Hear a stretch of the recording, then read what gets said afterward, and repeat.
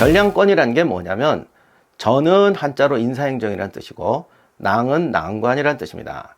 2조에 정오품 정랑과 정육품 좌랑이라는 두 명의 낭관직이 있습니다. 2조는 원래 관료 인사를 전담하는 기구인데 판서나 참판이 다 인사 이걸 전담하는 게 아닙니다. 각 부서의 당하관 천거, 언론기관인 3사, 사원부, 사관원, 홍문관 요 3사의 관원 임명권을 전랑이 지니고 있었어요.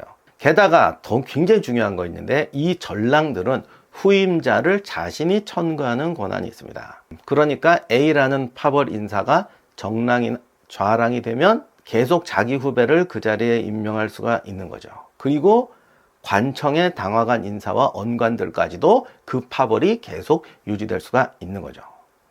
이런 어마무시한 권력이 왜 생기느냐? 훈고파가 집권했을 때, 다시 말하면 자기들이 했던 맹세가 제대로 기능하고 있을 때, 아직 후손들이 갈라서지 않고 의심하지 않고 서로 도와주며 살고 있을 때는 그들이 만든 룰이 있다고 그래요. 룰이 있어야 그게 지켜질 거 아니에요. 그 룰이 뭐냐면 일종의 자기 정화 기능이에요.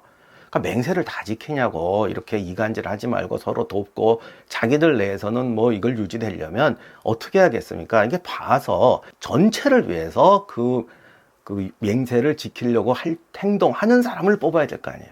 근데 중간에 어떤 애가 나 싫어. 근데 니들이 무슨 내 뭐 회맹이야. 우리 할아버지 댁이잖아. 내가 다 먹을 거야. 이러면 이 훈구파도 깨진다고요. 그래서 훈구파가 권력을 주고 나눌 때는 자기들끼리도 자기 정화 기능을 하는 거예요. 최소한 이런 공공의 룰을 지킬 줄 아는 인재를 뽑아야 된다. 그러면 그 다음 후임은 누가 뽑는 게 낫겠어? 다수결로? 항상 그렇지만 세상에는 선한 사람보다 악한 사람이 많고 전체를 보는 사람보다 당장 눈앞에 이익을 챙기는 사람이 많습니다. 그래서 이런 룰을 알고 지키는 사람이 인사를 잡아야 돼.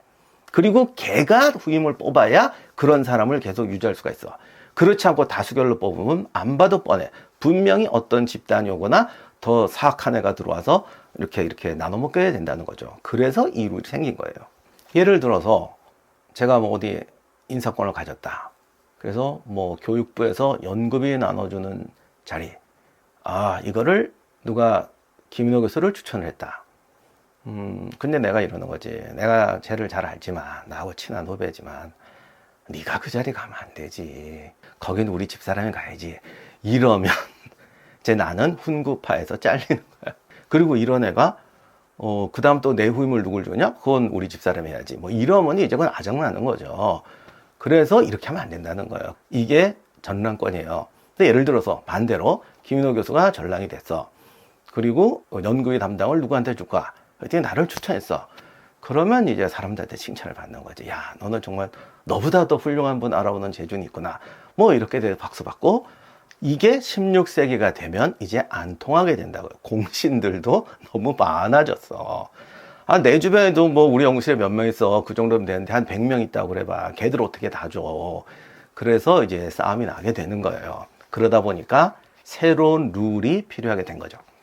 1575년 선조 8년에 전랑권을 두고 사건이 터집니다. 전랑이던 오건이라는 양반이 이직하면서 후임으로 사림이던 김효원을 청구합니다. 그런데 이때 이제 훈구 라인이라고 할 수 있는, 왜냐면 명종의 왕후의 동생이었거든요. 심의겸이 반대를 합니다. 재미난 건 심의겸이 반대한 이유가, 김효원을 반대한 이유가 살인파다라는 게 아니고, 이런 걸 배워야 돼. 너 살인이잖아. 이게 아니고, 예전에 윤원영 집에 갔을 때 김효원이 윤원영 집에 들락거리는 걸 봤다. 대단하잖아. 자기도 훈구파야. 그런데 훈구파도 윤원영은 싫어해. 왜? 자기가 다 독점해 먹었거든. 아까 말했잖아. 뭐 후임으로 우리 집사람 임명하고 뭐 연급이 좋은 자리에 우리 집사람 주고 이랬단 말이야. 윤원영이 그래서 비난을 받아요. 그러니 훈구파에서도 윤원영처럼 하면 안 되는 거라고. 근데 쟤는 말로는 살인이라고 그러는데 저쪽 라인이다. 요렇게 공격을 한 거죠. 제가 그렇다고 심의원이 김효원 비판을 한 게 맞다는 뜻은 아니고 그런 식으로 공격했다라는 겁니다. 그런데 어쨌든 심의겸의 반대에도 불구하고 김효원이 임명이 됐습니다. 그리고 김효원이 이직하게 되니까 심의겸의 아우 심춘겸이 후보로 청구가 됩니다. 김효원이 거부합니다. 그런데 이때 김효원이 거부할 때는 심의겸은 사실 공신회맹적인 논리로 비난했던 거예요. 김효는 완전히 새로운 논리를 펴니다. 쟤는 외척이니까 안 돼. 똑같은 말 같지만 과거에는 외척이니까 안 되라는 기준은 없었어요. 이 그러니까 공정한 자격, 그러니까 나 같은 사람이냐 아니냐 이것만 중요했다고. 그런데 그게 아니라 쟤는 외척이니까 안 돼. 쟤는 김윤호 교수랑 동문이니까 안 돼. 이렇게 들어오는 거예요. 어떻게 보면 기계적인 원칙이 들어온 거죠. 이것도 제가 김효원을 비판하려는 게 아니라 시대가 이렇게 되니까 이런 상황이 벌어졌다는 거예요. 자, 이렇게 되자 관료들의 여론도 심의겸을 지지하는 파와 김효원을 지지하는 파로 나뉘게 됩니다. 여기서 동인과 서인이라는 단어가 탄생하는데 김효원의 집이 서울 동쪽인 낙산 건천동에 있어서 그들을 지지하는 사람을 동인이라고 하고 심의겸의 집이 서울 서쪽인 정동에 있어서 심의겸파를 서인이라고 부르게 됐습니다. 이것을 바로 동서분당이라고 하고 당쟁이 시작된 기점으로 잡습니다. 이 사건에 대해서 오래된 해석, 초기의 순진한 해석은 바로 이놈의 2조 전랑권 때문에 당쟁이 생겼다라고 말하는 겁니다.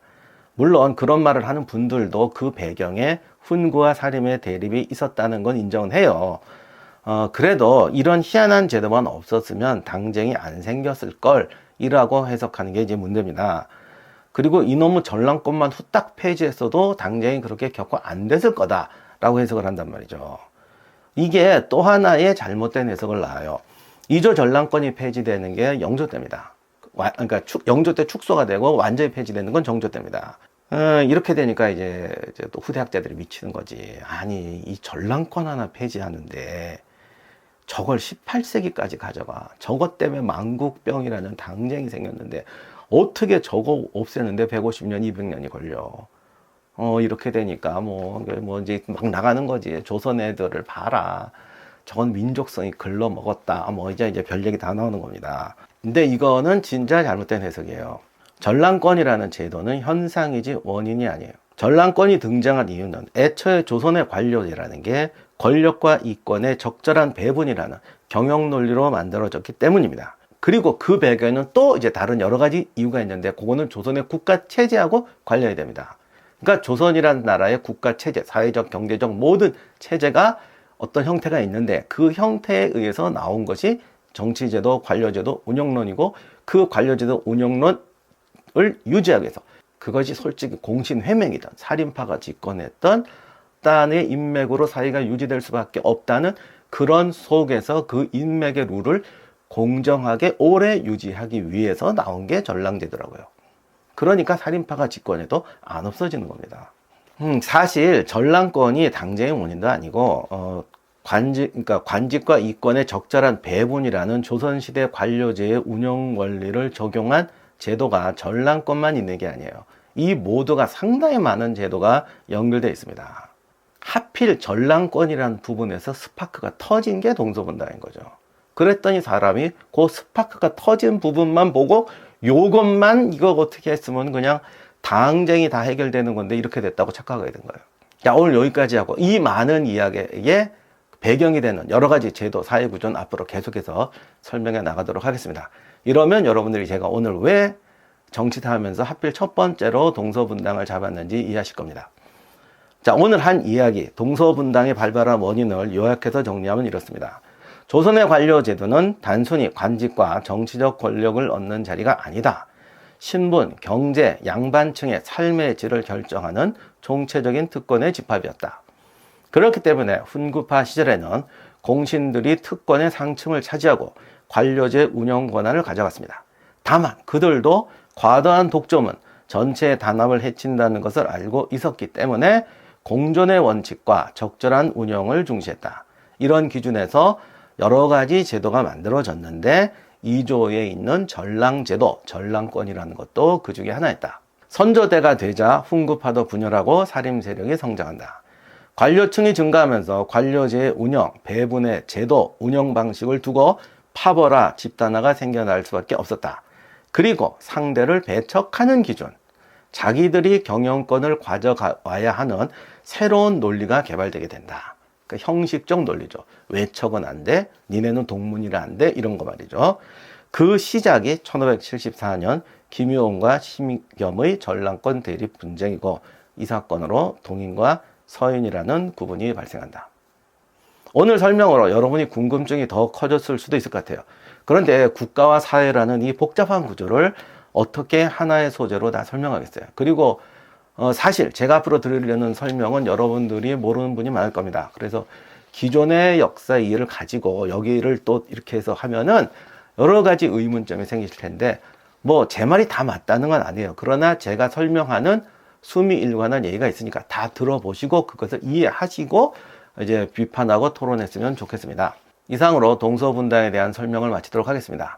다음 시간에는 이제 살짝 건너뛰어서 당쟁이라는 걸 어떻게 볼 것인가, 당쟁에 대해서 우리들이 왜 그것을 어떻게 비판했고 어떻게 변명했고, 그런 논리들이 오늘 말씀드린 구조적인 시각에서 볼 때는 어떤 문제가 있느냐, 그 부분을 살펴보도록 하겠습니다. 이상으로 마치도록 하겠습니다. 감사합니다.